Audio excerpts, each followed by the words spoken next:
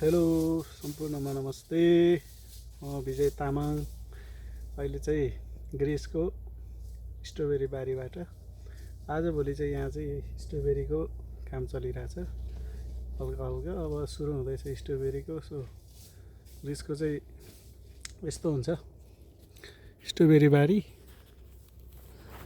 अनि टनेला यस्तो हुन्छ। अनि यहाँ टनेल चाहिँ यसरी बनाइन्छ है। यो खम्बो गाडा हुन्छ, यस्तो हुन्छ, यसरी फिटिङ गरे हुन्छ। चाहिँ अलि फलामको हो पाइप। हाम्रो छ उता सम्धी आउँदै हुनुहुन्छ, मेरो सम्धी। यस्तै छ ग्रिसको। आज चाहिँ हामी झारो खोल्ने काम गरिरहेछौँ। झार चाहिँ यसरी खोल्छौँ।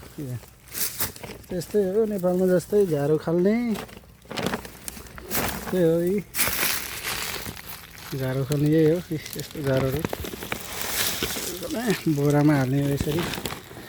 सम्धी आउँदै हुनुहुन्छ, किसान लामा सम्धी। हामी चाहिँ पुरा पसिना पसिना भइसक्यो।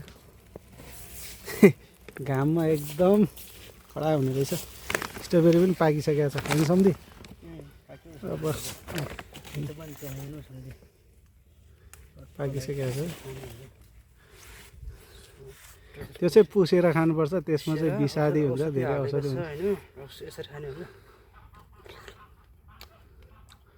ओहो मिठो छ सम्धी? एकदम मिठो छ। भुल्यो छ हौ। काम गर्दै खाँदै हो सम्धी। ट्राई गरौँ है एउटा।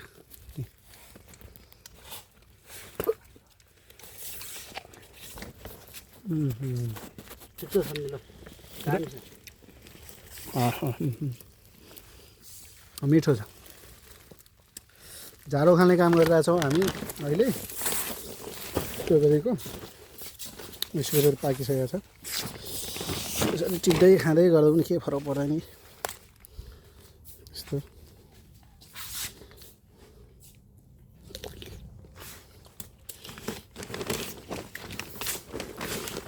अब यहाँ सक्यो। अब अर्कोमा